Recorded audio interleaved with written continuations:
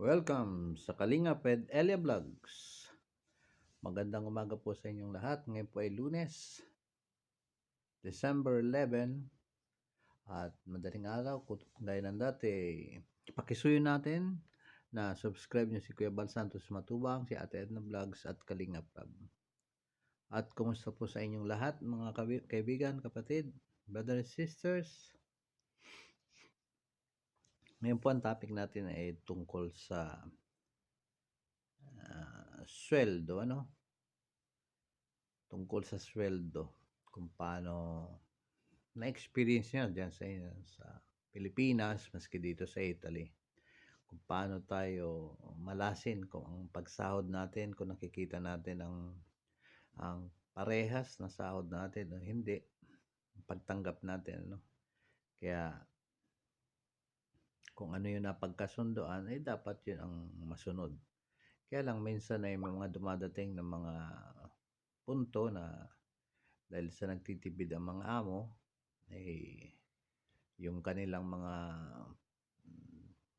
komersyalista, yung nag-aasikaso ng mga pasahod ay hindi nagiging parehas, Nalalamangan tayo manggagawa. At ito itatalakayin ko ng mabilisan lang. At kung napapansin niyo, hindi ako nagbukas ng heater. Alam nyo, dito sa Italy, medyo malamig. At para makatipid ng kuryente, dito tayo sa sopa na makakapal ang foam at nagbalo tayo ng husto. Mahal ang bayaran ng monthly namin dito sa kuryente, kaya kailangan magtipid. Sa banyo lang, pinanggagana ng heater, sa kwarto, at sa kusina. Dito sa amin sa sala, hindi ko na pinagagana dahil malaki. At malaki rin may titipid. Kaya, balik tayo sa topic natin. Ang sweldo at payslip ay hindi pareho. Ngunit, kung hindi mo ito alam, ay maaaring dayain ka ng employer. Sabi nga, ang salary and paycheck, isang pangunahin na pagkakaiba para sa pag-unawa sa iyong sweldo. Alamin ng lahat na kailangan mong malaman.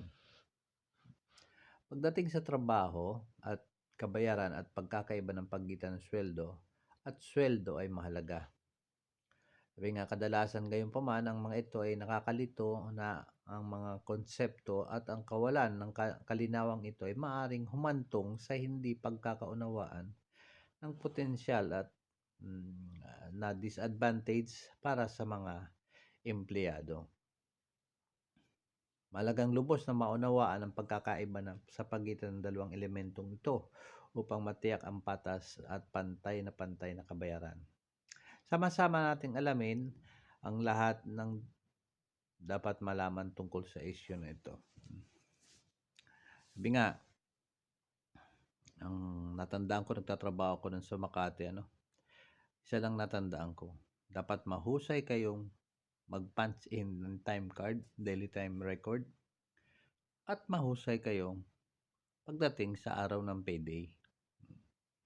Yun ang tinatandaan ko lagi. Sabi nga, sa trabaho, dapat flexible kayo, Pag alam nyo binabayaran kayo ng mahusay, yung trabaho kayo mahusay. Pero pag binabayaran naman kayo, alam nyo may daya, yung kumpanyang tinatrabahohan ninyo ay maghanap na kayo ng iba. Tsak tatama rin kayo. Sabi nga, ang pinakamahirap, yung alam natin niloloko tayo ng mga employer pagkatapos tayo ay nagsasawalang kibo lamang. Kaya hindi magiging happy ang pagtatrabaho. Sabi nga, kinakatawan ng Diyos ang kabuuan ng pagkakasunduan sa pagitan ng employer at empleyado. Ito'y kabuuan ng kabayaran ay pinangangako para sa gawaing isinasagawa mo. Nakasulat din sa Biblia, Yung mga nagtrabaho, kailangan bayaran. Yan ay payo sa mga employer. Ang halagang ito ay pinag-uusapan sa panahon ng proseso at pagkuha ng maaring mag-iba ng batay sa karanasan, kasaysayan at profesional tungkol sa mga manggagawa. Gayunpaman, napakahalaga na makilala ang napagkasunduang alaga at kung ano ang aktwal mong natatanggap sa iyong bank account. Dinadala tayo nito sa pangunawa sa sweldo. Kaya, sabi kong okay naman at alam natin, sabi nga hindi dapat magaling lang tayo magtrabaho, magaling din tayo tumingin kung tayo ay nalalamangan pagdating sa nakasulat sa payslip.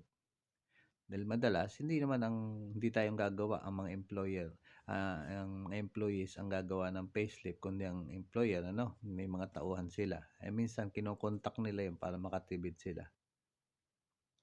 Sabi nga, kumakatawan sa halagang aktwal, ang sweldo ay sa kabilang banda ay kumakatawan sa halagang aktwal na binabayaran sa manggagawa pagkatapos ng mga bawas sa buwis at iba't ibang mga withholdings kasama na ang mga buwis sa kita, mga kontribusyon sa Social Security, mga buwis at iba pang mga legal na pagbawas. Sa makatuwid, ang kabuuang makikita sa payslip ay mas mababa sa napagkasunduang halaga ng sweldo. Eko. And medyo nakakita natin maraming mga obligasyon bawat mawasin deduction Ang pagkalito sa pagitan ng sweldo at payslip ang maaaring humantong sa hindi kasiyasiyang kahihinatnan. Maaring asahan ng empleyado na makatatanggap ng tiyak na ng halaga. Huwag pansinin ang mga pagbabawas at nauwi sa makabuluhang mas mababang halaga. Maaari itong makabuo ng kawalang kasiyahan, tensyon at hindi pagkakaunawaan sa pamamagitan ng employer at ng empleyado. Bukod pa rito, ang kawalan ng kamalayan sa pagbawas sa buwis at pananagutan ay maaring negatibong nakakaapekto sa personal na pagplano ng pananalapi. Tama, masisira ang budget mo, inaasahan mo malaki ang sahod mo pagkatapos ang daming mga cut na hindi mo alam kung para saan yun. Mga pambayad natin, dapat lahat plano na rin tayo sa mga babayaran natin at alam natin yung natitira pagkatapos kung meron pang sobrang bawas sa payslip natin nangyari, sira ang budget natin, Kaya pagdating ng sahod, wala, dadaan lang sa kamay, bye-bye, dumaan lang sa kamay ko, ubos lahat ang ating sinahod. Sabi nga, makakaapekto sa personal na pagplano ang pananalapi. Maaring planuhin ng isang tao ang kanyang mga gastos batay sa kanyang kabuang sweldo. Ngunit nahihirapan sila sa sandaling matatanggap na nila ang kanilang sweldo. Yun, mas sumasakit ang ulo kapag yung araw na nasahod. Dahil magaling sana yung pagkaplano mo, nakasulat lahat, alam mo matitira sweldo. Pero nang dumating na yung sweldo, yung pala, ubos, pambayad lahat, wala matitira. Ang transparency sa pagitan ng employer at empleyado ay mahalaga upang maiwasan ang mga hindi pagkakaunawaan ng may kaugnayan sa pagbayad. Dapat maging malinaw sa mga empleyado kung tungkol sa pagbabawas at buwis nakakaapekto sa huling sweldo. At sa kabilang banda naman, ang mga empleyado ay kailangan mas maagap sa pagtuturo sa kanilang sarili tungkol sa kung paano gumagana ang pagbabawas sa buwis at pagpigil sa sahod. Kaya dapat may kaalaman din tayo, Hindi yung lagi ka na lang sang-ayon ng sang-ayon. Pag alam mong medyo may karapatan ka, sabihin mo agad sa amo mo para maayos ng maaga. Ang pagkakaiba sa pagitan ng sweldo at payslip ay mahalaga upang magarantiya na patas at malinaw ang kabayaran. Ang pag-unawa ay mga pagkakaibang ito ay mahalaga upang maiwasan ang mga hindi pagkakaunawaan at hindi magkakasundo at maaring negatibong epekto sa relasyon ng bawat panig. Ang transparency ay kamalayan ay ang susi sa isang patas na maayos na kapaligiran ng pagtatrabaho. Kaya sa sitwasyon ko, ang ginawa ng amo ko dito sa Italy, may binabayaran siya na taga-asikaso ng kanyang sweldo, ng pasweldo sa akin. Yung 13-month pay, tapos yung liquidation ay inihalo na. Ang hindi binabayaran ay yung yung vacation leave, Kaya mangyayari, magiging mataas ang sahod mo. Pero pinababa nila yung talagang suweldo. Kung tutuusin lalaki, pinababa naman yung suweldo na pinagkasunduan. Kaya mangyayari, nalalamangan tayo dahil may pinagkasunduan suweldo, dapat sana sahurin mo, yun lang sahurin mo sa trabaho mo sa buwan-buwan na yun. Ngayon ginagawa nila, sinasama nila yung makukuha mo sa isang taon, pinaparsyal nila yon divided by 12 dahil 12 ang ang buwan, papasok yun, hindi mo ka nga naman malaki ano. Kaya sa experience ko, kinausap ko yung amo ko, hindi ba't ako ay meron 13 month? Dapat bukod yun. Meron din ako yung tawag dito sa Italy, TFRE, yung tawag nun yung pag na-finish contract ka, meron ka matatanggap, ano? Dapat bukod din yun. Ang nangyari, inihalo. Pero may kasunduan kami ng sahod. Kaya para maging malinaw, gumawa ako ng paraan. Kinausap ko yung amo ko. Sabi ko, hindi ba't may pinagkasunduan tayong sahod, ganyan, ganito, ganyan? Sang-ayon ka, maging ako. Oo. Baka ko nakahalo. Ngayon, kung nakahalo yun, gawin natin yung, wag natin ihalo.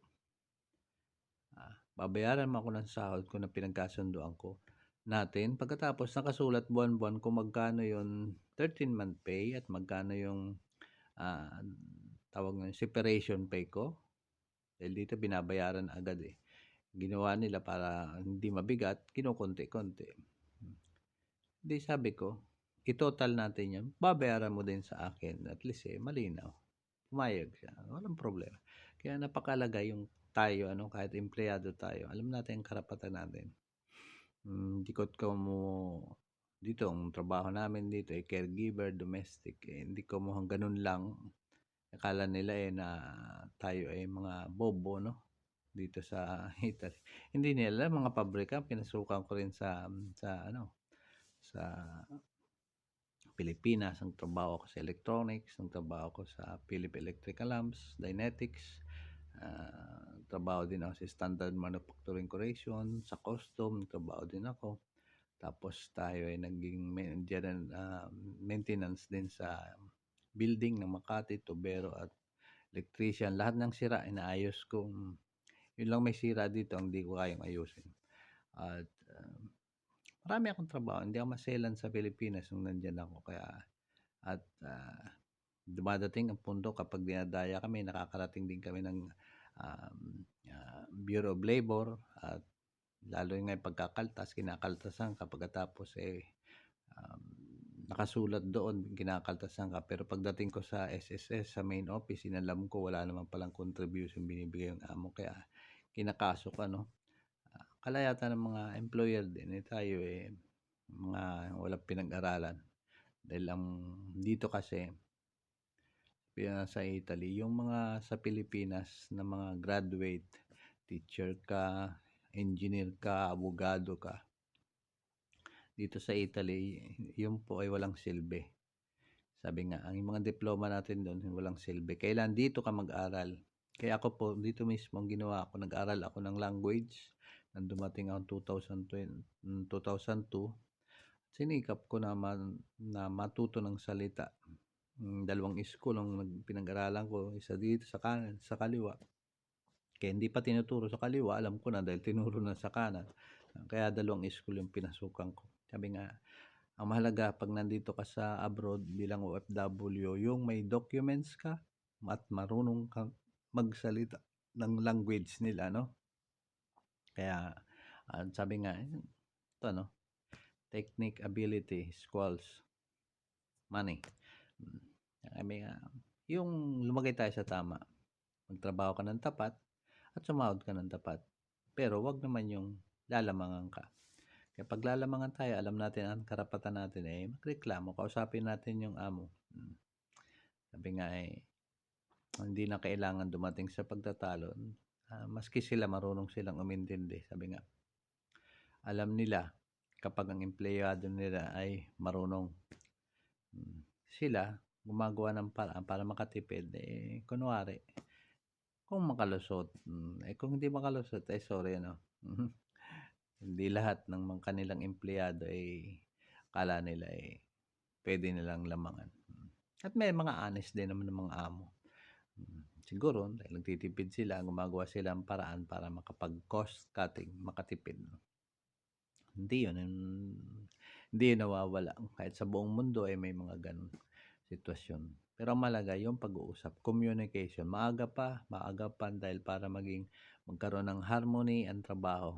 Nagtatrabaho ka ng masaya, o aalis ka sa trabaho ng masaya, papasok ka ng masaya, bukal sa loob mo ang trabaho. Sabi nga, ang sekreto lang sa maligayang trabaho ano, una manalangin tayo sa Diyos na makapangyarihan sa lahat, sa Diyos na Jehovah, sa Ama ni Jesus, at sa pamamagitan ni Jesucristo na magkaroon tayo ng trabahong, honest ano, yung legal. Pagkatapos, sikapin natin na mahalin ang trabaho natin, maging matapat tayo sa lahat nating ginagawa. Pero 'pag meron tayong nakitang hindi maganda, pag-usapan, magpagkasunduan. At 'pag hindi nagkasundo, bye-bye, resign or termination, gano'n lang naman 'yan. May karapatan sila, alisin tayo at may karapatan tayong umalis. Kaya dito bibigyan mo ng 15 days ng, tawag ng preabiso, bibigyan mo sila ng araw na para naman makahanap ng bago. Saka ang trabaho marami. Sabi nga, tandaan natin na sabi nga, tayo ay nabuhay at kailangan natin ang trabaho. Pero hindi habang buhay ay tayo ay magtatrabaho. Kailangan din natin ang pahinga. Kaya para maging maligaya ang isang nagtatrabaho, hindi siya yung nade-depress, may tamang trabaho, panahon sa trabaho, at kailangan din yung mga day off, yung mga holidays, i-enjoy nyo yun. Dahil maapektuhan ang quality ng ating trabaho. Kung pati yung mga holidays, pinapasukan natin.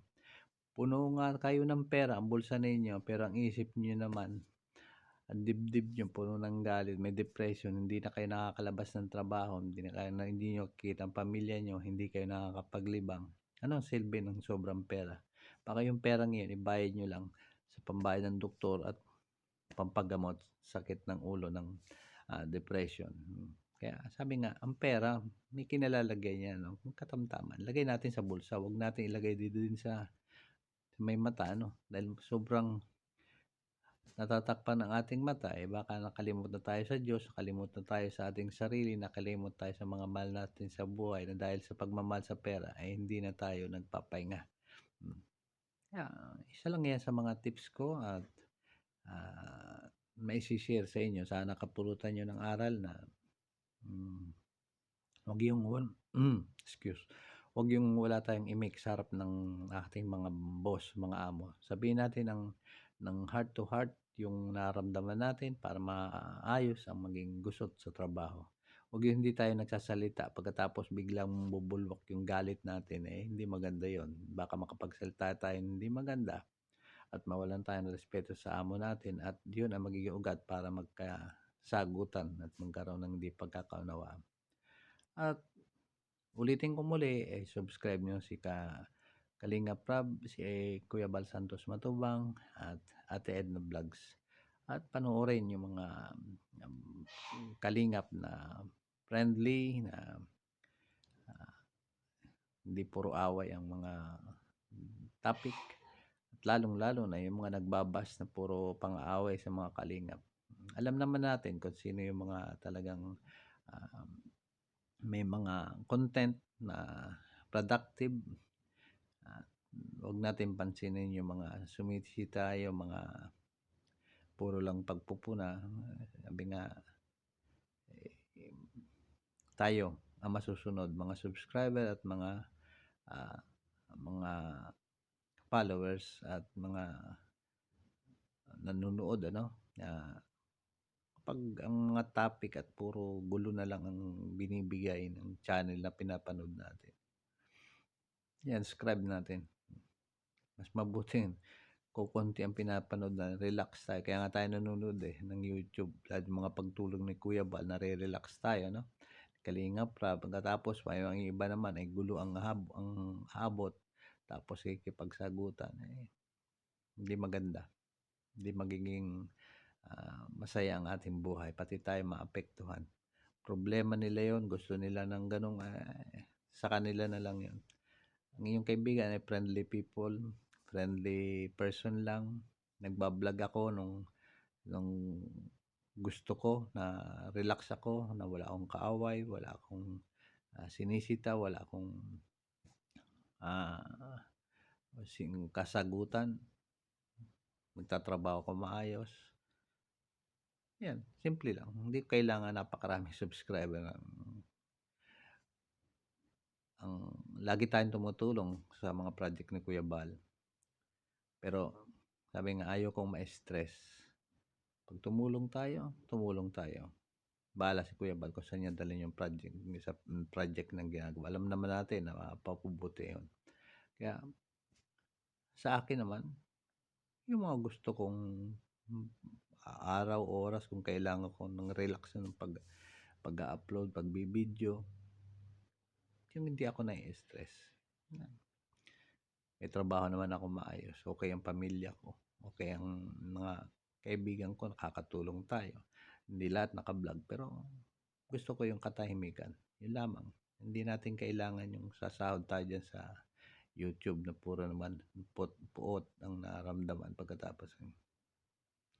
Marami akong channel, halos hindi naman sila monetize. May isa akong channel, monetize siya, pero hanggang ngayon naman, simula yon, nakalagay doon isang taon na mag-video, siguro $25 lang. Dito naman sa Italy, dalawang may limit dito. Kapag nag-video ka, dapat maka 70 ka. Dollars, euro. O nga, yung dalawa kong taong ng pagbibideo, 25, 50, hanggang ngayon wala pa. Wala, kaya hindi dapat asahan. Saka hindi importante sa akin. Ang pinaka-importante sa akin, kaya ako nag-open nitong YouTube channel ko, ay makausap ko kayo, makapag-share ako ng mabuting balita mula sa kasulatan, ay doon ay maligaya na ako. Kaya tayo friendly, ayaw natin ng gulo at away, at regard sa lahat.